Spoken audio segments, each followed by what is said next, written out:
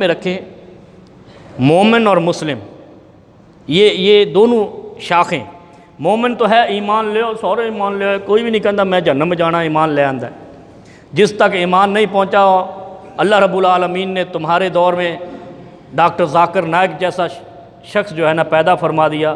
جہاں اسلام نہیں پہنچ رہا تھا وہاں جب وہ اسلام پیش کرتا ہے تو قبول کرنے سے کوئی باغی بھی نہیں رکتا ہے۔ اس کا مطلب ایمان پہنچ گیا، اسلام پہنچ گیا۔ یہ آپ سمجھ لیں کہ یہ جو شخصیت ہے ڈاکٹر ذاکر نائک، یہ حجت ہے اس دور میں، 14ویں صدی میں جس کو کہتے ہیں۔ اس جیسا دنیا نے اور کوئی ذاکر نہیں دیکھا۔ ذاکر کا ویسے بھی لفظی معنی ذکر کرنے والا ایسا شخص۔ اب اس کی مخالفت، اچھا مخالفت کون سا انبیاء کی نہیں ہوئی؟ نبیوں کی مخالفت سب سے زیادہ ہوئی، صحابہ کی مخالفت ہوئی۔ آج بھی لوگ صحابہ کو برا بھلا کہتے ہیں، پتہ نہیں کیوں مت ماری گئی ہے۔ اگر صحابہ نہ ہوتے تو پیغمبر دین پھینک کے تو نہیں گئے تھے، دے کر گئے تھے نا۔ اور جن کو دے کر گئے ان کا نام صحابہ ہے۔ کپوٹلی میں بند کر کے تو نہیں گئے، دے کر گئے، سینوں میں دماغوں میں اتار کر گئے۔ جن دماغوں اور سینوں میں اتار کر گئے ان کا نام صحابہ ہے۔ اور ان سے جو آگے آیا، اللہ نے ہر دور میں ایسے لوگوں کو اسلام کی خدمت کے لیے چنے رکھا۔ 14ویں صدی کا اسلام کا اگر کوئی معتبر ترین نام ہے تو وہ ڈاکٹر ذاکر نائک کا ہے۔ خطائیں کس میں نہیں ہیں، لیکن ہم نے تو آج تک خطا نہیں دیکھی۔ معصوم وہ بھی نہیں ہے، لیکن کوئی شرعی نقطہ نگاہ سے جو کہے ہم نے وہ بھی دیکھے ہیں، جو ایک تقریر ڈاکٹر صاحب کے خلاف کرتے ہیں، ایک ملاقات میں تعریف کر دیتے ہیں۔ ایسی شخصیت رب نے اسلام کو دی ہے۔ اللہ کا شکر ادا کریں کہ جہاں وہ لاکھوں کے مجمع میں تقریر کرتے ہیں تو وہاں ہزاروں اس کے ہاتھ پہ اسلام لے آتے ہیں۔ ایک بھی بندہ ہم نے مسلمان کر لیا تو ہم جنتی ہیں، رب کے محبوب ہم بن جائیں گے، جو ہر مسلمان کہتا ہے۔ ورنہ بستر اٹھا کے جانے والے لوگ بھی کہتے ہیں کہ ایک بندہ بھی نمازی بن گیا ساڈی بخشش ہو گئی۔ تو اس شخص کا کیا مقام ہوگا جس کے ہاتھ پہ ایک ایک دن کی ایک ایک تقریر میں ہزاروں لوگ کلمہ اسلام کا پڑھ کے محمد کے امتی بن جاتے ہیں۔ کتنا مقام ہوگا وہ، ہماری سوچوں سے بھی بالا ہے، ہماری طرح وہ بھی بشر ہیں۔ میں کہتا ہوں کہ جب کوئی شخص اس مرتبے پہ جاتا ہے نا، آپ نے بھی تاریخ پڑھی ہے، آپ میں اسکول کالج پڑھنے والے ہیں تو کئی لوگ بہک جاتے ہیں۔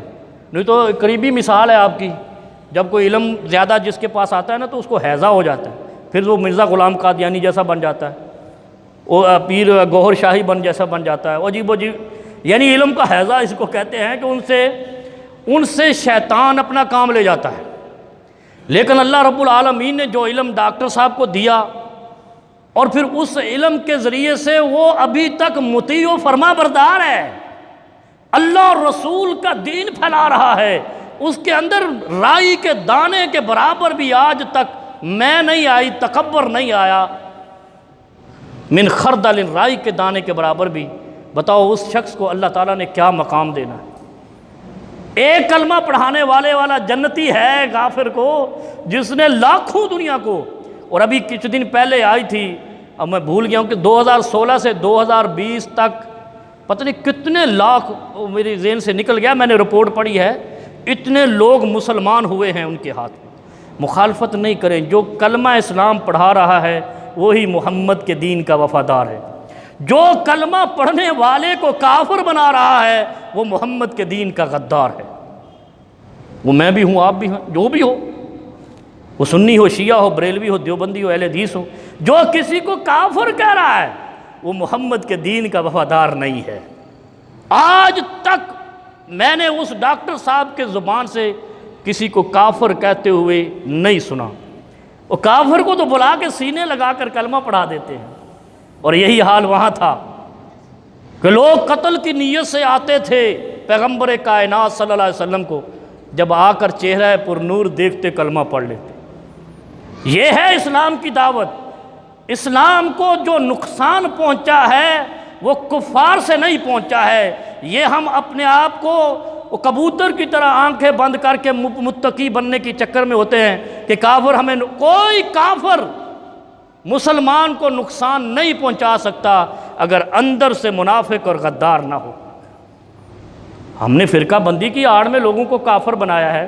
اگر یہ فرقہ بندی کا تماشا نہ لگتا تو سارے امتی ہوتے، جو پڑھ لیتا کلمہ محمد کا وہ محمد کا امتی بن جاتا بس۔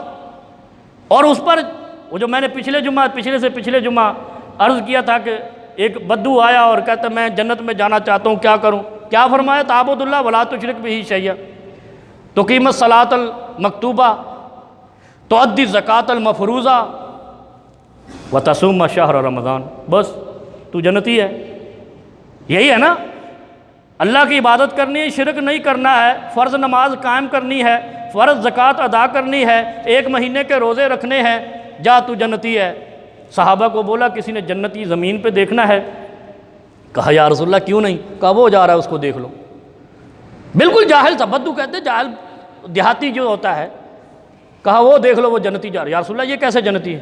کہا اس نے یہ 4 باتوں کا وعدہ میرے ساتھ کر لیا ہے، اللہ کی عبادت کرے گا، شرک نہیں کرے گا، فرض نمازیں پوری کرے گا، فرض زکوٰۃ ادا کرے گا، مہینے کے روزے رکھے گا، بس اس کی جنت دنیا میں دیکھ لو، ایسا کام کر لو جنتی تم بھی ہو۔ تو ہم ان 4 کے علاوہ باقی سارے کام کرتے ہیں، اللہ کی عبادت نہیں کرتے، شرک پہلے کر لیتے ہیں، عبادت کا وقت بعد میں آتا ہے، پہلے شرک کر لیتے ہیں، فرض نماز کا وقت ہوتا ہے ہم کوئی اور کام کر رہے ہوتے ہیں، زکوٰۃ کا ٹائم آتا ہے تو ہم بھوکے ننگے بن جاتے ہیں، رمضان کا مہینہ آتا ہے سارے شوگر کے مریض بن جاتے ہیں، 4 کام نہیں کرتے باقی سارے کرتے ہیں۔